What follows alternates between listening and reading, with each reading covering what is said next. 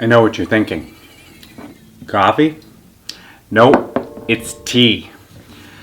Welcome back to the channel. Today we have our first piece of new camera gear for 2020, and in today's video we're going to unbox it.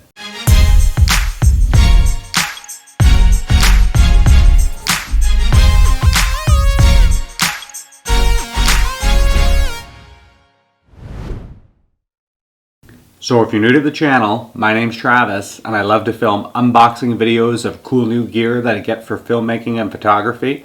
If I learn anything new in Adobe Premiere Elements, I'm definitely going to film a video and share it on the channel here. And whenever I go someplace cool, I'm always going to vlog about it.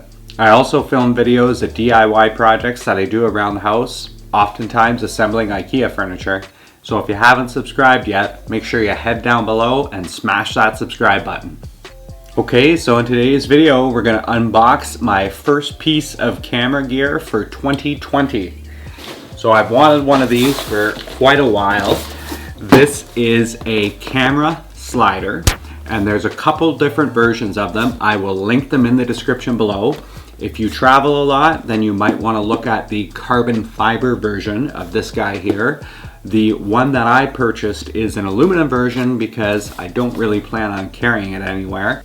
I just want to add a little bit extra to my B-roll, and having a slider is going to give me that ability to do it.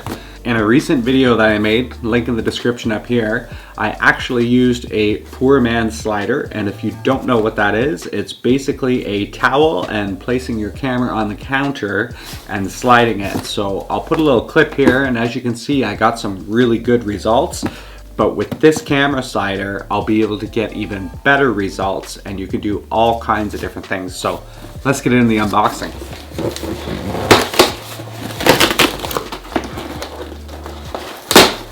Don't have a knife with me, I should. So there we go. This is the Neewer camera slider, available on Amazon. I'll put the link in the description below. If you don't know how to get to those links, there's a little arrow down here. You just click on it and it'll expand the description. And in that description, I put a link to a lot of the gear that I use on the channel here. So like I said, this is the aluminum version, and there shouldn't be any assembly required. Nope. No assembly required whatsoever. It's velcroed in the case there, so this is it. Got an elastic on it. The build quality of this is really nice.